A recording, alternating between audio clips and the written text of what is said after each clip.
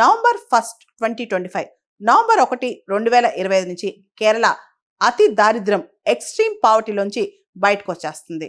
కేరళ ఈ దిశగా self declaration చేసుకుంది.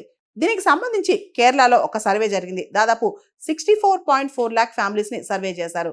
దానిలో ఎక్స్ట్రీమ్ పావర్టీలో ఎంతమంది ఉన్నారని చూస్తే దాదాపు 64,000 ఫ్యామిలీస్ ఉన్నారనమాట. ఈ 64,000 ఫ్యామిలీస్లో రకరకాల, అంటే కొంతమంది చనిపోయి ఉంటాం, కొంతమంది వేరే ప్రాంతాలకు వెళ్ళిపోవడం, అన్నీ తీసేసిన తర్వాత దాదాపు 59,286 59,286 ఫ్యామిలీస్ తేలాయన్నమాట. వీళ్ళలో కొన్ని డైమెన్షన్స్ చూసారు. అంటే వీళ్ళకి ఏవి లేవు, ఎందుకు వీళ్ళంత అతి దారిద్ర్యంలో ఉన్నారు? Housing, health, education, food security, drinking water, electricity, social inclusion, వీటిలో ఏ ప్రాబ్లమ్స్ ఉన్నాయో చూసి మోర్ దాన్ 5 కేటగిరీస్లో వీళ్ళ కనుక ప్రాబ్లమ్స్ ఉంటే కనుక దాన్ని ఎక్స్ట్రీమ్ పావర్టీ అని చెప్పి డిఫైన్ చేశారు.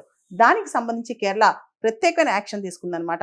కార్పొరేట్స్ని ఇన్వాల్వ్ చేయడం, కుటుంబశ్రీ లాంటి ప్రోగ్రామ్స్ తీసుకురావడం, people's plan initiatives, local bodies అంటే పంచాయత్స్ని ఇన్వాల్వ్ చేయడం, దాంతోపాటు గవర్నమెంట్ కూడా వాళ్ళకి సంబంధించిన టార్గెటెడ్, అంటే ఏ కుటుంబానికి ఎగ్జాక్ట్గా ఏం కావాలి అని చెప్పి టార్గెటెడ్ ఇంటర్వెన్షన్ ఇచ్చి గవర్నమెంట్ అతి దారిద్ర్యం ఎక్స్ట్రీమ్ పావర్టీ నుంచి ఈ ఫ్యామిలీస్ అన్నింటినీ బయట తీసుకొచ్చిందంట.